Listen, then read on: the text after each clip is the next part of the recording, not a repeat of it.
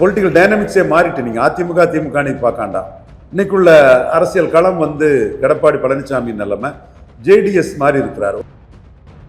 அதாவது குதிரைப்பேரம் நடக்குதுங்கிறது குற்றச்சாட்டு. இந்த குற்றச்சாட்டை நீங்க வந்து ஒரு நீதிமன்றத்துக்கு போய் பிரமா பேசி இது பண்ணணும். அதிமுக 10 ஆண்டுகள் ஆட்சி அதிகாரத்தில் இல்லாம இருந்ததில்லை. 5 வருஷம் இருந்திருக்காங்க. அடுத்த 5 வருஷத்துக்கு ராஜினாமா செஞ்சவங்களுமே எதிர்கட்சியா இருக்க முடியாதுன்னு சொல்றாங்க சார். இப்போ வந்து அண்ணாமலை அவர் வந்து இன்னைக்கு மத்திய அரசை எதிர்த்து பேசியிருக்காரு மும்மொழி கொள்கையில். அவர் ஒரு தனி கட்சி ஆரம்பிக்க போறாருன்னு ஒரு பேச்சு அடிபடுது. அண்ணாமலை விஜய் பாணியில ஒரு தனி கட்சி ஆரம்பிச்சு களத்துக்குள்ள வர்றதுக்கான சாத்தியக்கூறுகளும் வாய்ப்புகளும் இருக்குது. இல்ல பாஜக மேல அதிருப்தியில தான் இருக்காரு அவரு அண்ணாமலை. அதிருப்தி இல்லாம எப்படிங்க இருக்கும்? சட்டமன்ற தேர்தலில் என்னங்க அவசரம் வந்து எடப்பாடியை சிஎம்மா சொல்லணும்னு? அண்ணாமலையோட ஸ்ட்ராட்டஜிக்கு விட்டுருக்கலாம்ல சட்டமன்ற தேர்தலில். சார் தாவேக ஆட்சினாலும் ஆள்வது வந்து திராவிட கொள்கை தான் திராவிட கழக தலைவர் வீரமணி சொல்லியிருக்காரு. நீங்க எப்படி சார் பாக்குறீங்க? திகாவுக்கு என்ன ரெலவன்ஸ் இருக்கு, என்ன ஓட்டு இருக்கு, என்ன மதிப்பு இருக்குது?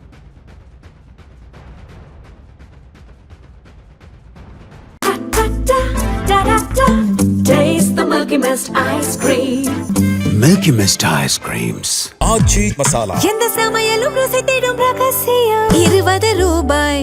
தி டிபேட் நேயர்களுக்கு வணக்கம். பரபரப்பான அரசியல் சூழலுக்கு மத்தியில் இன்று நம்முடன் இணைந்திருப்பவர் திரு ரவீந்திரன் துரைசாமி. சார் வணக்கம் சார். வணக்கம் தம்பி. சார் அதிமுகவில் 4 எம்எல்ஏக்கள் ராஜினாமா பண்ணியிருக்காங்க. நேற்று 3 பேர், இன்னைக்கு எஸ்ஐகே சுப்பியாவோட சேர்த்து 4 பேர் ராஜினாமா பண்ணியிருக்காங்க. அவங்க ராஜினாமா பண்ண மறுகணமே தாவேக்கால இணைஞ்சிட்டாங்க. என்ன சார் நடக்குது அதிமுகவில்? டெக்னிக்கலி அவங்க எம்எல்ஏக்களை ரிசைன் பண்ணதுக்கு அவங்களுக்கு உரிமை உண்டாங்கிறது வந்து ஒரு பெரிய கொஸ்டினாக வருது. இதுதான் இந்த இடத்துக்குள்ளே என்ன பார்க்குறாங்கன்னா, கவர்னருக்கு தெரியும், இது ஸ்பீக்கருக்கு தெரியும், இந்த இடம் வந்து இவங்களுக்கு எதிராக வந்து ஒரு டிஸ்குவாலிஃபிகேஷன் ப்ரொசீடிங்ஸ் இருக்குது.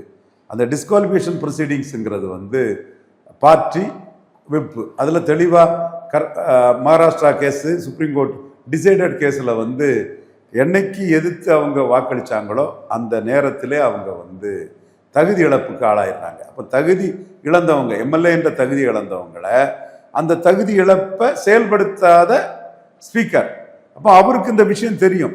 அப்போ தெரிஞ்சுக்கிட்டே அவரோட ரெசிக்னேஷனை வாங்கினது தப்புங்கிறதான். இப்போ அவர் ரெசிக்னேஷன் அக்செப்ட் பண்ணி வேக்கண்ட்னு சொன்னது தப்புங்கிறதான் அதிமுகவோட இதாக இருக்கும்.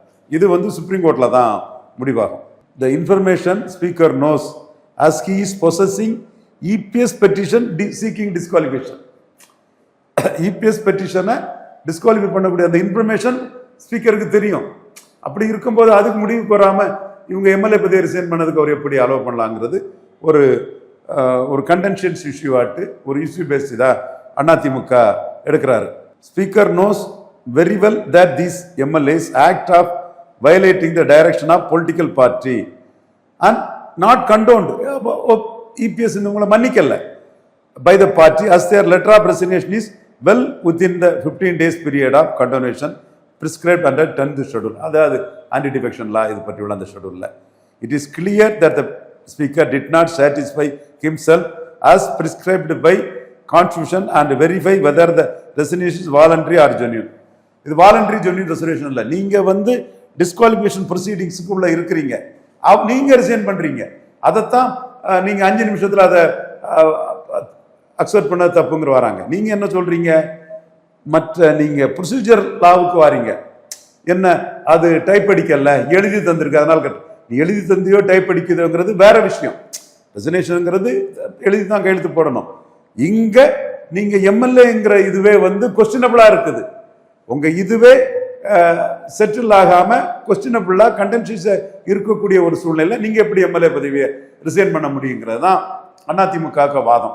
ஸோ இது ஸ்பீக்கர் இதை பற்றி கவலைப்படாம தனக்கிட்ட ஒரு நாலேஜ் இருந்தும் அதை பற்றி அக்கறை கொள்ளாம இவங்க எம்எல்ஏங்கிறத அக்செப்ட் பண்ணிட்டாரு. இது வந்து நிச்சயமா சுப்ரீம் கோர்ட் வரப்போகும். இல்லை சார், இன்னும் மேலும் பலர் வந்து ராஜினாமா செய்ய போகிறாங்க அப்படின்னு வருது. அதே மாதிரி குதிரை பேரம் அதிகமாக நடக்குது தமிழ்நாட்டில் குதிரை பேரம் நடக்குது. இது எடப்பாடி அவர்களும் சொல்கிறாரு, திமுக தரப்புலன்னு சொல்கிறாங்க. அதாவது குதிரை பேரம் நடக்குதுங்கிறது குற்றச்சாட்டு. இந்த குற்றச்சாட்டை நீங்கள் வந்து ஒரு நீதிமன்றத்துக்கு போய் பிரமா பேசி இது பண்ணணும். சுப்புசரன் கேஸு மற்ற கேஸ் எல்லாம் பிரமா பேசி காட்டணும், முகாந்திரம் காட்டணும். முகாந்திரம் காட்டி நீதிமன்றத்திலேருந்து ஒரு விசாரணைக்கு நீங்கள் அது ஆர்டர் வாங்கணும். அது எந்த வகையிலான நீதிமன்றம் தொடர்பான ஒரு விசாரணை, குதிரை பேகத்தை தடுக்கணும், ஆன்டி டிஃபெக்ஷன் லா வந்து திறம்பட செயல்படணுங்கிறது தான் ஆன்டி டிஃபெக்ஷன் லா கொண்டு வந்த நம்மளோட மக்களவையின் நோக்கம், நம்மளோட லா மேக்கர்ஸோட நோக்கம். அது சரியாக நிறைவேறதுக்கு வந்து தினகரன் வந்து அதுக்கான முயற்சிகளை எடுக்கணும், அதிமுக அதுக்கான முயற்சிகளை எடுக்கணும். அதில் நீதியரசர்கள் என்ன சொல்ல போகிறாங்க, முகாந்திரம் இருக்கா, முகாந்திரம் இருந்தால் அது தொடர்பாக அவருக்கு என்ன உத்தரவிட போகிறாங்கங்கிறதெல்லாம் தான் இந்த குற்றச்சாட்டுக்கு உள்ள அந்த நண்பகத்தன்மை, அந்த குற்றச்சாட்டோட உறுதித்தன்மை, அந்த குற்றச்சாட்டுக்குள்ள ருசு ஆதாரங்கள் என்னன்னு நமக்கு தெரிய வரும். இப்போ வந்து ஒரு குற்றச்சாட்டா தினகரன் திமுக அதிமுக வந்து தவேக அரசு மேல சுமத்துறாங்க. இது வந்து செயல்வடியம் பெறணும்னா நீதிமன்றத்தை அணுகி தங்களுக்கு முன்னாடி இருக்க ஆதாரங்களை நீதிமன்றத்தில் கொடுத்து அந்த நீதிமன்றத்தின் உத்தரவை தங்களுக்கு சாதகமாக பெற்று அது தொடர்பான விசாரணைகள் வரும்போது தான் இந்த குதிரை பேரத்தோட உண்மைத்தன்மை என்ன நமக்கு தெரிய வரும். இல்லை, அதிமுக வந்து இப்போ 3 பிரிவுகளாக இருக்கிறாங்க சார். ஒன்று எடப்பாடி தலைமையில் ஒரு பிரிவாக இருக்காங்க, அப்புறம் சிவி சண்முகம், எஸ்வி மணி. இப்போ ராஜினாமா செஞ்சவங்க வந்து தாவேகா பக்கம் போயிட்டாங்க. ஆனால் இப்போ உண்மையிலே அதிமுக எப்படி சார் இருக்கு? நான் 3 பங்காக தான் இருக்கா பிரிவா? அதிமுக தமிழக அளவில் எடப்பாடி பழனிசாமி தான் அதிமுக. எடப்பாடி பழனிசாமிக்கு எதிராக 2026 எல்லா களமும் நம்ம ஆடணும், எல்லாருக்குமே தெரியும். 24 நெல்லை, தூத்துக்குடி, திருநெல்வேலி டெபாசிட் இழக்க செய்வோம்னு சொன்னோம். 26 அதைத்தான் பண்ணணும். அண்ணாமலை எடப்பாடிக்கு ஆதரவாக பிரச்சாரம் பண்ணும்போது நம்ம தெளிவாக சொன்னோம், எடப்பாடிக்கு வாக்கு கிடைச்சா அண்ணாமலையோட எதிர்காலத்துக்கு அது எதிர்மறையாமையும் கூடாதுங்கிற கருத்தை நம்ம சொன்னோம். செங்கோட்டையன் வெளியேறி சத்யபாமா, லோகேஷ் இவங்கள்லாம் சேரும்போது எம்ஜிஆர் ஜெயலலிதா பேரை சொல்லி எடப்பாடியை விஜய், செங்கோட்டையன்லாம் பலகீனப்படுத்துகிறாங்கங்கிற கருத்தை முன் வச்சோம். மோடி ஒரு தடவை கூட இவரை சிஎம்ங்கிற கருத்தை மோடி முன்வைக்கல. இப்படி பிரேமலதா அம்மையார் எடப்பாடி கூட்டணியில் சேராமல் திமுக கூட்டணியில் சேர்ந்ததுனாலும் சரி, ஓபிஎஸ் ஐயா அவர்கள் வந்து திமுகவில் சட்டமன்ற உறுப்பினராக இன்னைக்கு இருக்கனாலும் சரி, நம்மளுடைய பணிகள், பங்களிப்பு தமிழ் கூறு நல்லுலகில் எல்லாரும் தெரிஞ்ச ஒரு விஷயம்தான். பட் இவ்வளவுத்தையும் மீறி எடப்பாடி பழனிசாமி எடுத்த 21 விழுக்காடு ஓட்டு அவரோட ஓட்டுங்கிறத நம்ம ஆனஸ்டாக அக்செப்ட் பண்ணி தான் தீரணும், விஜய் 35 எடுத்த மாதிரி.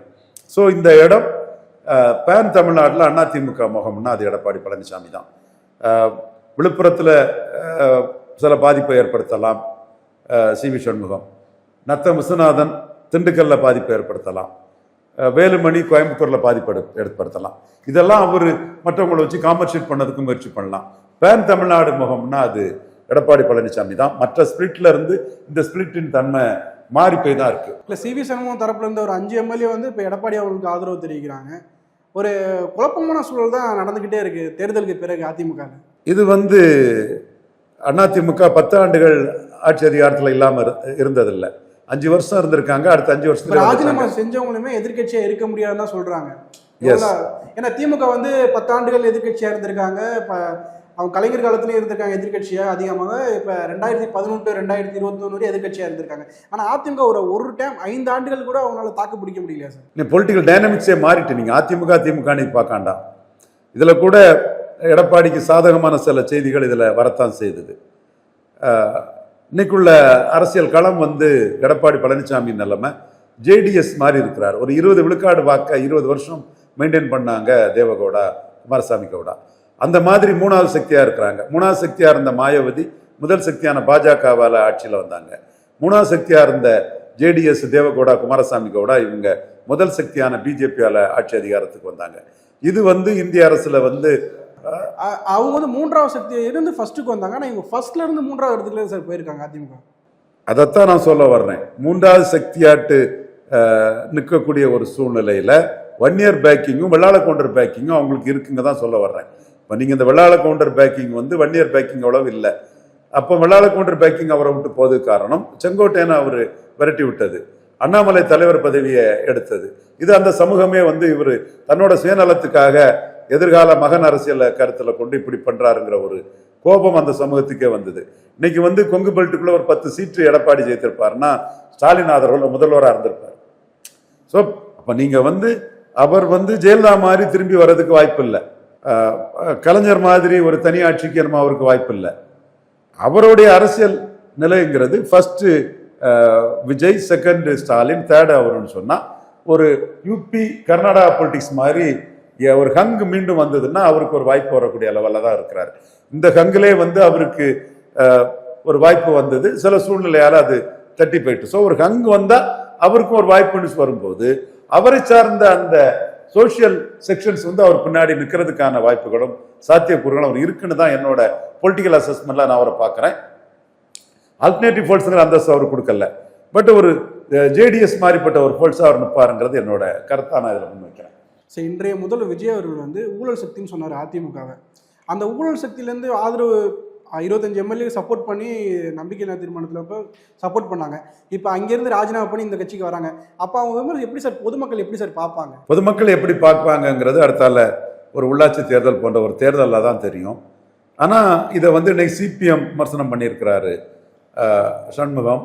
அதை ஜோதிமணி மாணிக் தாகூருக்கு ஒரு அடி கொடுக்கறதுக்காக ஜோதிமணி மாணிக் தாகூரை நீங்கள் ஜால்ரா அடிக்கிறீங்க, என்னால் தான் நியாயத்தை பேச முடியும்னு அந்த விஜய் வந்து கேரளாவில் பதவியேற்பு விழாவுக்கு போகாததும் எடப்பாடி பழனிசாமி ஒரு குரூப்போட அவர் அதுக்கு ஒரு வாழ்த்து 3 மணிக்கு போட்டதையும் வச்சு அவங்க ஏற்கனவே 24ல் 20 சீட் ஆஃபர் பண்ணார் காங்கிரஸுக்கு.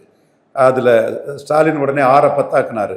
இந்த மாதிரிப்பட்ட ஒரு லாபிக்குள்ள இருந்து ஜோதிமணி வந்து இந்த குதிரை பேரம்ங்கிறத வந்து அவங்க போட்டிருக்காங்க. பல பேர் எதிர்ப்பு தெரிவிச்சுக்கிட்டு இருக்காங்க. எஸ், அது அந்த சிறுநிதி அந்த சிங்காநல்லூர் அந்த அவங்க ரொம்ப போல்டா அவங்க அதை பண்ணிட்டு இருக்காங்க. ஸோ இதில் வந்து மாணிக் தாகூரோட கரங்கள் அங்கே வந்து ராகுலோட கரங்கள், ராகுல் ஒரு பொய்யானவர் ஒரு நேர்மையற்றவருங்கிற இதை ஜோதிமணியை வந்து மாணிக் தாகூர் அடிக்கிறது மூலமா இன்டைரக்டா ராகுல் அடிக்கிறாங்க. ஸோ இங்க அடுத்த காங்கிரஸ் தலைவர் யாருங்கிற ஒரு போர் இருக்குதுங்க. மல்லிகார்ஜுன கார்கே செல்வ பெருந்தகையை ப்ரொடெக்ட் பண்றாரு, இது தேசிய தலைவராக ப்ரொடெக்ட் பண்றாரு. அது எந்த அளவுக்கு ஒரு ஆள் ப்ரொடெக்ட் பண்ண முடியும்னு தெரியாது, ப்ரொடெக்ட் பண்றாரு. அதுல ராகுல் ஏதாவது முரண்டு பிடிச்சாருன்னா அது காங்கிரஸுக்குள்ள பவர் இக்குலிபிரியத்துல மீண்டும் ஒரு ராகுலுக்கு எதிராட்டே ஒரு இது வரும். ஏற்கனவே சதீஷன் மேட்டர்ல ராகுல் அடி வாங்கிட்டாரு.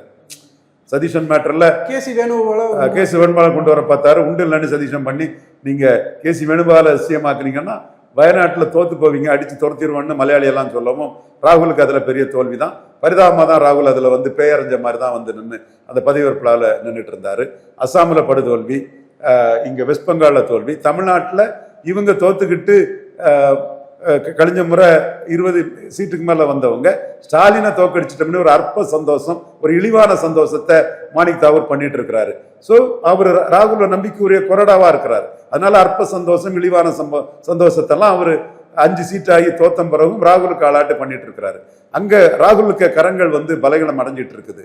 அதுல யூபியில வந்து முலாயம் சிங் யாதவ் வந்து காங்கிரஸுக்கு பேக்கிங், அதாவது விட்டகுறை தொட்டக்குறையா இருக்கக்கூடிய பிராமணர்களையும் பூமிகார் பரசுராமன் அவரு கம்யூனிட்டி பூமிகார் பிராமின்ஸ் அந்த அவங்களையும் கேண்டிடேட்டா போட்டு பொது தொகுதியில ஷெட்யூல் காஸ்டை போட்டு காங்கிரஸுக்கு பேஸே இல்லாம அடிச்சுட்டாருன்னா ராகுல் காந்தியை வந்து யூபிலையும் அது பெரிய அளவுக்கு பாதிச்சிடும். இங்க வந்து தான் கெட்டாலும் பரவாயில்ல, ஸ்டாலின் தோக்கணும்னு ஒரு அரசியலை ராகுல் பண்ணதுல 5 சீட்டு வந்ததும் டங்குன்னு ஆடுறாங்க. எப்ப ஸ்டாலின் தலைமையில இதே நீங்க வந்து 20 சீட்டுக்கு மேல 25 சீட்டு ஜெயித்திருந்தீங்க, 5ன்னா நீங்க தோத்துருக்கீங்க, அது கூட மறந்து போய் ஆடுறாங்க. அப்போ இதுக்குள்ள வந்து சைக்கிள் கேப்ல காங்கிரஸ் கோஷ்டி அரசியலுக்குள்ள காங்கிரஸ் வந்து இந்த 59 சீட்டுமே இங்க ஆதரவு இருக்கு அப்படின்றாங்க. அது கிளைம் வெற்றி பெற்ற 59 சீட்ல இங்க தப்பு இல்ல, அந்த கிளைம் தப்பு இல்ல. ஆனா 25 சீட்டு எடுத்து வந்தவங்க 5 சீட்டு போனதுல நீங்க எல்லா ஸ்டேட் மாதிரி ராகுல் காந்தி தோத்திருக்கிறாரு. நீங்க அந்த 5 சீட்டை வச்சு ஸ்டாலின் முதல்வர்னு சொன்னவங்க விஜய முதல்வர்னு சொல்லி மந்திரி ஆனது வெற்றி மாதிரி நீங்க காட்டுறீங்க. உண்மை நிலைமை அது இல்லைன்னு அகில இந்திய அளவில் அரசியலை பார்க்கக்கூடிய சேகர் குப்தா போன்ற பண்பட்ட பத்திரிகையாளர்களுக்கு செல்ல தெளிவா தெரியுது. அதுலதான் இப்போ மாணிக் தாகூர் ராகுல் காந்தி ஆக்சிஸ ஜோதிமணி வந்து இது குதிரை பேரம் தப்புன்னு அடிக்கிறாப்புல, அது ராகுல் காந்தியும் சேர்த்து அடிக்கிற மாதிரி தான் இன்டைரக்டா, அல்லது ராகுல் காந்தி அந்த குதிரை பேரத்துக்கு துணை போனவர் மாதிரிப்பட்ட ஒரு இது வரும். ஸோ இந்த களத்துக்குள்ள விடுதலை சிறுத்தைகளில் உள்ள பாலாஜி, ஜோதிமணி, ஸ்ரீநிதி, சண்முகம் இவங்கெல்லாம் இதை குதிரை பேரன்னு அடிக்கிறாங்க. இது விஜய்க்கு ஒரு பாதிப்பான இதுதான். அவங்க அடிக்கிறதுல என்ன ஒரு சூழல் இருக்குதுன்னா, இந்த இதுல ஒரு 10 பேரை 20 பேரை வந்து ரிசைன் பண்ணிட்டாங்கன்னா இவங்க ஆதரவு இல்லாமலே 214 மெம்பர்ஸ் கொண்ட சபையில தாவேகா மெஜாரிட்டி வந்துடும், 108 மெஜாரிட்டி ஆயிரும். தங்கள் இம்பார்ட்டன்ஸ் அடிபட்டு போகுமேங்கிற பதற்றமும் காங்கிரஸுக்கும் இவர் சிபிஎம்முக்கும் சிபிஐக்கும் இருக்குது. ஆனால் சிபிஎம் சிபிஐ வந்து ஆட்சி அதிகாரத்தில் பங்கு பெறல, வெளியிருந்து ஆதரவு தெரிவிக்கிறாங்க. அதே மாதிரி அவர் வந்து கட்சி ஆரம்பித்தோடனே நாங்கள் ஆட்சியில் பங்கு அதிகாரத்தில் பங்குன்னு விஜய் சொன்னார். இப்போ அது ஒரு இது இருக்குமா சார், ஒரு அச்சம் இருக்க தான் செய்யுமா? இந்த ராஜினாமா பண்ணவங்களுக்கு மீண்டும் அவங்க எம்எல்ஏ ஆகிட்டாங்கன்னா, வெற்றி பெற்று வந்துட்டு அவங்களுக்கு அமைச்சர் பதவி கொடுத்துட்டு விசிகாவையும் காங்கிரஸையும் கழட்டி விட அப்படின்னு ஒரு அச்சம் இருக்கா? இல்லை, அதில் வந்து அவங்க அமைச்சராட்டோ வாரிய தலைவராட்டோ ஆக முடியாது. அவங்க வந்து ராஜினாமா பண்ணவர்கள் அல்ல, டிஸ்குவாலிஃபை ஆனவர்கள்னு நீதிமன்றம் அவங்கள சொல்லும்னா அவங்க அரசு பதவிகளுக்கு வர முடியாது. ஸோ அந்த டிஸ்குவாலிஃபிகேஷனோட ஃபாலோஅப் அதுதான். அந்த இதில் இவங்க வந்து வாக்கு அளித்த போதே தகுதி இழப்பு அடைஞ்சிட்டாங்க. தகுதி நீக்கம் செய்யணும். ஸ்பீக்கர் செய்யலைன்னா தகுதி நீக்கத்தை உச்சநீதிமன்றம் செய்யும். ஸோ இதில் வந்து பெரிய லீகல் பேட்டில் இதுக்குள்ளே இருக்குது. சார், இப்போ வந்து அண்ணாமலை அவர் வந்து இன்னைக்கு மத்திய அரசை ஏற்றி பேசியிருக்காரு மும்மொழி கொள்கையில். அவர் ஒரு தனி கட்சி ஆரம்பிக்க போறாருன்னு ஒரு பேச்சு அடிபடுது. விஜயின் வெற்றி அண்ணாமலைக்கு ஒரு பாதையை திறந்து விட்டுருக்குது. அவர் அண்ணாமலை விஜய் பாணியில் ஒரு தனி கட்சி ஆரம்பித்து களத்துக்குள்ளே வர்றதுக்கான சாத்தியக்கூறுகளும் வாய்ப்புகளும் இருக்குது. இது அவர் வந்து சனாதன தர்மத்துக்கு ஆதரவாக பேசினார். இந்த நாட்டின் பண்பாட்டையும் கலாச்சாரத்தையும் காப்பாற்றக்கூடிய ஒரு தர்மம். வட இந்தியாவில் முஸ்லிம்கள் கூட சனாதன தர்மத்தை வந்து நியாயம்னு சொல்கிறாங்க. சனாதன தர்மத்தோட அந்த நியாயத்தின் அடிப்படையில் இப்போ உதயநிதி ஸ்டாலின் அதை விமர்சனம் பண்ணுவார்னா என்ன சொல்லலாம்னா, நல்ல ஒரு சனாதன தர்மத்தை பேசக்கூடிய நீங்கள் அப்பாவி முஸ்லிம்கள் வீடை இடிக்கிறீங்களா, இது நியாயமானு கேட்கலாம். ஆனால் இங்கே தமிழ்நாடு கண்டஸ்டில் சனாதன தர்மத்துக்கு எதிராக பேசக்கூடிய ஒரு தன்மையை ஆளுங்கட்சியான தாவேகாவிற்கும் எதிர்கட்சியான திமுகவுக்குமே இருக்குது. காரணம், அவங்க காங்கிரஸ் கூட்டணிக்காகத்தான் மீண்டும் ராகுல் பலம் இழந்து சோனியா அல்லது பிரியங்கா மல்லிகார்ஜுன கார்கே மூலமாக அந்த கூட்டணி வந்துடாதான்னு தான் திமுகவும் எதிர்பார்க்கிறாங்க. ஸோ இந்த அரசியல் சூழ்நிலையில் சனாதன தர்மத்துக்கு எதிராக பேசினதை கண்டித்து அறிக்கை வந்து அண்ணாமலை தான் விட்டார். என்ன சொன்னார்னா, நீங்கள் தேர்தல் நேரத்தில் சொல்லி பார்க்கணும், அப்போ இந்துக்கள் எப்படி உங்களை ட்ரீட் பண்ணுறாங்கன்னு பார்த்துடலாம், சனாதன தர்மம் சரின்னு தேர்தல் நேரத்தில் சொல்லுங்கள், இப்போ ஏன் சொல்கிறீங்கன்னு தாவேகாவையும் திமுகவையும் அவர் விமர்சித்தார். இன்னைக்கு வந்து மொழிக் கொள்கையில் உள்ள ஒரு பாஜகவோட டிசிஷனே அடிக்கிறாருன்னு சொன்னால் அவர் தனி கட்சி போகிறதுக்கான இல்லை, பாஜக மேலே அதிருப்தியில் தான் இருக்காரு அவர் அண்ணாமலை. அதிருப்தி இல்லாமல் எப்படிங்க இருக்கும்? அவரை நீக்கின தவறுங்கிறத நம்ம சொன்னோம்ல.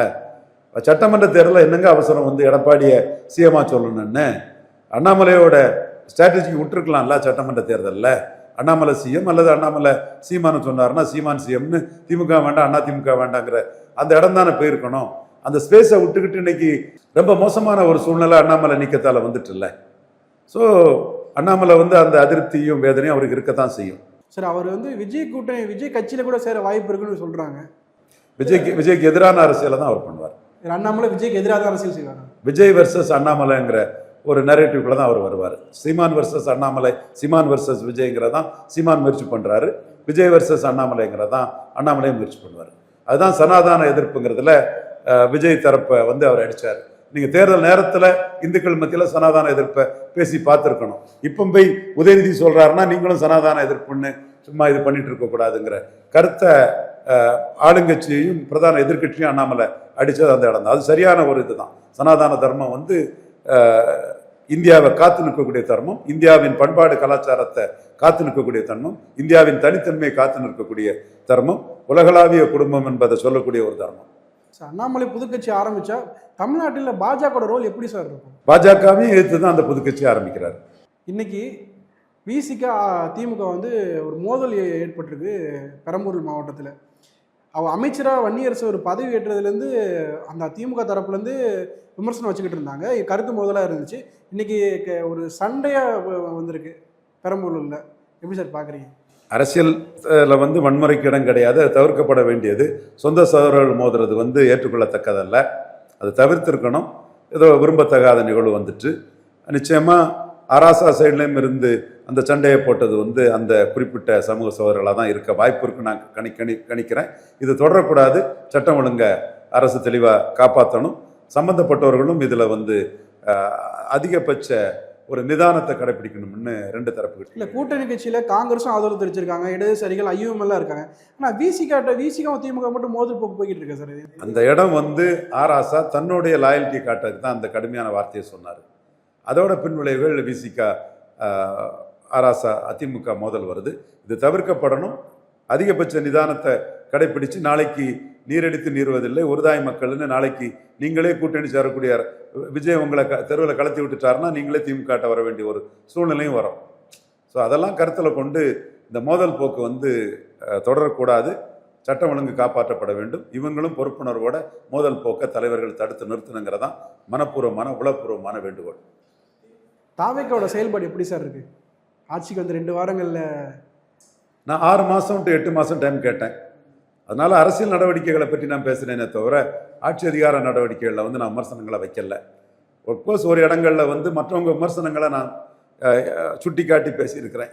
காரணம், என்னோட கருத்து இந்த பாலியல் குற்றம் கொலைகள்லாம் வந்து ஆர்டர் ஆஃப் த டே, உலகளாவிய ஒரு கம்யூனிகேஷன் புரட்சியில் உள்ள நல்லதும் உண்டு தீயதும் உண்டு. நல்லதும் உண்டு தீயதும் உண்டு. அந்த தீயதின் விளைவு எதுக்கு ஸ்டாலினை குறை சொல்ல முடியாது. ஆனால் ஸ்டாலினை குறை சொன்னாங்க. சீமான், எடப்பாடி, விஜய் எல்லாம் ஸ்டாலினை குறை சொன்னாங்க. அதனால இப்போ எல்லாரும் விஜயை குறை சொல்றதும் ஒரு வாடிக்கையான உண்டு தான்.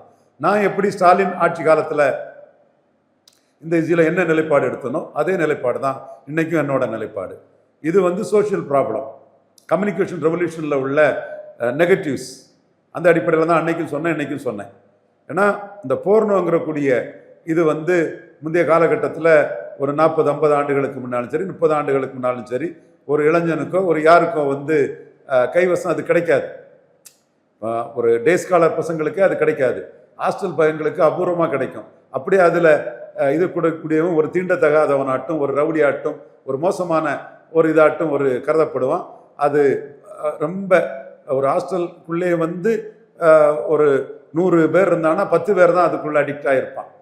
இதுதான் அந்த காலகட்டத்தில் உள்ள நிலைமை. இன்னைக்கு வந்து அது பிரிண்டில் வந்த அந்த போர்னை வந்து இன்னைக்கு ஆன்லைனில் தெளிவாக கிடைக்குது எல்லாருக்கும். இதுதான் இந்த எல்லா இதுக்கும் உள்ள சீர்கேடுக்குள்ள காரணம். அதுக்கு வந்து ஸ்டாலினும் இல்லை, விஜயும் இல்லை. பட் விஜய் ஸ்டாலினை குறை சொல்லும்போது, ஸ்டாலின் அரசை சீமானும் எடப்பாடியும் குறை சொல்லும்போது அவங்க விஜய் அரசை குறை சொல்ல தான் செய்வாங்க. என் நிலைப்பாடு அன்னைக்கும் அதாக தான் இருந்து, இன்னைக்கும் என் நிலைப்பாடு அதாக தான் இருந்து. ஸோ இந்த சட்டம் ஒழுங்கு பிரச்சனையும் சமூக பிரச்சனை தான். இதுவும் அரசாங்கம் வந்து சட்டம் ஒழுங்கு மோசமாக இருக்கணும், இது இருக்கணும், கஞ்சா வைக்கணும்லாம் இந்த அரசாங்கம் நினைக்க மாட்டாங்க. ஸோ இந்த இடத்துக்குள்ள அவங்க திமுகவை என்ன விமர்சிச்சாங்களோ அந்த விமர்சனங்களை திமுக மற்ற கட்சிகள் இவங்களை விமர்சனம் வைக்கிறது இயல்பு தான். என்னோட நிலைப்பாடு ஏழியர் நான் என்ன இந்த விஷயங்களில் என்ன ஒரு நிலைப்பாட்டை வச்சுருந்தோனோ அதே நிலைப்பாட்டை தான் என்னோட இதை பார்வையாக சொல்கிறேன். ஆனால் நீங்கள் இந்த நிலைப்பாட்டின் அடிப்படையில் தான் வாக்கு வாங்கினதுனால அது உங்களை திருப்பி தாக்கத்தான் செய்வாங்க. அதிமுகவோட 2.0 தான் தாவேக்கா இருக்காங்க. சில ஜெயலலிதா பாணியில தான் விஜய் சொல்றாருன்னு ஒரு விமர்சனம் இருக்கு. திமுக அண்ணா திமுக பாணியில தான் அவங்க அரசாங்கம் இருக்குது. அதில் ஒன்றும் மாறுபாடுகள் எதுவும் இல்லை. பட் ஒரு சிஎம்டிஏ மேட்டரில் வந்து புல்டர்ஸ் வந்து ஆதவர்ஜுனாவோட டிபார்ட்மெண்ட்டா நல்லா இருக்குன்னு சொல்கிறாங்க. அது 6 மாதம் நல்லா இருந்து தொடர்ந்தா வாழ்த்துறேன் சார். தாவேக்கா ஆட்சினாலும் ஆள்வது வந்து திராவிட கொள்கை தான் திராவிட கழக தலைவர் வீரமணி சொல்லியிருக்காரு. நீங்கள் எப்படி சார் பார்க்குறீங்க? இதுக்கு நான் என்ன பதில் சொல்ல? அவர் பெரிய இன்டலெக்சுவல், எனக்கு ரொம்ப வேண்டியவர். திகாவுக்கு என்ன ரெலவன்ஸ் இருக்குது, என்ன ஓட்டு இருக்குது, என்ன மதிப்பு இருக்குது? திகாவுக்கு எந்த ரெலவன்ஸும் மதிப்பும் இல்லைங்கிறனால, ஓட்டு வங்கி இல்லைங்கிறனால தானே 2 பிராமின்ஸை விஜய் அமைச்சராக்கியிருக்காரு. நான் வரவேற்கிறேன் 2 பிராமின்ஸை ஆட்சி அதிகாரம். அதுவும் ஒரு விமர்சனம் வந்துகிட்டு இருக்கு. இந்த அறநிலைத்துறையை அவருக்கு கொடுத்தீங்க, அந்த சமுதாயத்தை கொடுத்தீங்க அப்படின்னு சொல்லி விமர்சிச்சுக்கிட்டு இருக்காங்க. இந்த 2 பிராமின்ஸை விஜய் அமைச்சராக்கி இருக்கிறாரு. விஜய்க்கு எதிராக அரசியல் களத்துக்கு வரக்கூடிய அண்ணாமலை பிராமணர்கள் யூதர்கள் மாதிரி உயர்ந்தவர்கள், பெர்சிக்யூஷனுக்கு ஆளானவங்கன்னு நாளைக்கு சொல்லத்தான் போறார். அப்படின்னா விஜய் அண்ணாமலை தான் இருக்குமா சார் களம்? அந்த நரேட்டிவை அண்ணாமலை எடுப்பாரு. நான் பிராமின் சென்ட்ரிக்கா அந்த விஷயத்த சொல்லும்போது 2 பிராமணர்களை விஜய் என்ன காரணத்துக்கு மந்திரி ஆக்கியிருக்காரோ அதே காரணத்துக்கு பிராமணர்கள் உயர்ந்தவர்கள், யூதர்கள் மாதிரி பெர்சிக்யூஷனுக்கு ஆளானவர்கள், யூதர்கள் மாதிரிப்பட்டவங்கிறத அண்ணாமலையும் பிராமின்ஸ் ஓட்டுக்காக சொல்லுவார். இதுல வீரமணி எங்கிருந்து வந்தார்? வீரமணிக்கு என்ன ரோல் இருக்கு? இல்ல பாராட்ட தான் செய்யறாரு. அவருக்கு என்ன ரோல் இருக்குன்னு கேட்டேன். அவரு இந்த பிராமணர் மந்திரி ஆனதுல அவர் எதிர்த்து சொன்னார்னா அதை யாரு ஹூ கேர்ஸ் ஹிம்? நான் சொல்றது வந்து வீரமணியோட பதவி இல்லாம அவரு ஒரு பொது வாழ்க்கையில் இருக்கிறதும் திமுக அண்ணா திமுக அமைச்சரோட மிகப்பெரிய அறிவாளிங்கிறதும் நான் எதுவுமே மறுக்க வரல. What is the relevance of DK? In electoral politics. அதைத்தான் கேட்குறேன். 2 பிராமின்ஸை விஜய் போடுறாருன்னா அது விஜய்க்கு பலம் கொடுக்கும்னு பிராமணர்கள் யூதர்களுக்கு இணையானவர்னு அண்ணாமலை பேசுவார். It is electoral politics. இந்த எலக்ட்ரல் பொலிட்டிக்ஸில் வீரமணிக்கு இடம் என்னன்னு ஆணித்தரமாக கேட்குறேன். இப்போ நான் கூட இது என் கருத்தை ஆணித்தரமாக சொல்லக்கூடியவன் தான். சனாதன தர்மத்தை பேசக்கூடியவன். இந்து தர்மத்தின் காவலர்கள் ஐயா தாளிங்க நாடார் பக்தர்கள், தாளிங்க நாடார் தொண்டர்கள் தான். சங்கராச்சாரிய கைதுக்கே ஒன்றால் 13 பேரை திரட்ட முடியலைங்கிறது நான் சொல்லக்கூடியவன் தான். எனக்கு அதில் மாறுபட்ட கருத்தெல்லாம் எல்லா இடமும் ஒரே மாதிரி பேசுவேன், ஆணித்தரமாக பேசுவேன். we are the custodian of interreligion. MGR போட்ட அனைத்து 144 தடையும் மீறி நெஞ்சை நிமிர்த்திட்டு வந்து துப்பாக்கி குண்டுகளை ஏந்தின இந்துக்கள் நாங்கங்கிறத சொல்லுவோம். அதில் ராஜா ஐயர் இருந்தார், பலரும் இருந்தாங்க. நான் அவங்களையும் நான் குறை சொல்ல வரல, எல்லாரும் இருந்தாங்க. குமாருங்கிற ஒரு அட்டவணை பிரிவு சமூக சகோதரன் தான் குண்டடிப்பட்டு செத்தான் முதல்ல, பரையர் சமூக சகோதரர். பட் நீங்கள் சங்கராச்சாரியார் கைதுக்கே வந்து 13 தான் திரட்ட முடிஞ்சது உங்களாலங்கிற அவங்களோட பலகீனத்தையும் நான் சொல்லுவேன். அதை நான் மறுத்து பேசக்கூடியமில்லை. அதே சங்கராச்சாரியார் கைதுக்கு வந்து ஜெயலலிதாவுக்கு ஏற்கனவே தண்டனை கொடுத்துங்கிற என் கருத்தை நான் முன்வைக்கக்கூடியவன் தான். என்ன அரசியல் நிலவரம், என்ன வாக்கு வங்கிங்கிறதுல what is the role of DK Veeramani? Nothing. இதுதான் யதார்த்த உண்மை. ஸோ அந்த இடத்துக்குள்ள தான் 2 பிராமணர்களை விஜய் போட்டிருக்காருன்னா அதை நம்ம வரவேற்போம். அதில் உள்ள லாபம் வந்து விஜய்க்கு போகக்கூடாதுங்கிறதுக்காக பிராமணர்கள் யூதர்களுக்கு இணையானவர்கள்னு அண்ணாமலையும் சொல்லுவாருங்கிறதையும் என் கருத்தாக முன்வைக்கிறேன். இதுதான் யதார்த்த அரசியல் களம். உங்கள் நேரத்தை ஒதுக்கி அரசியல் நிகழ்வை பயின்றதுக்கு நன்றி சார். நன்றி.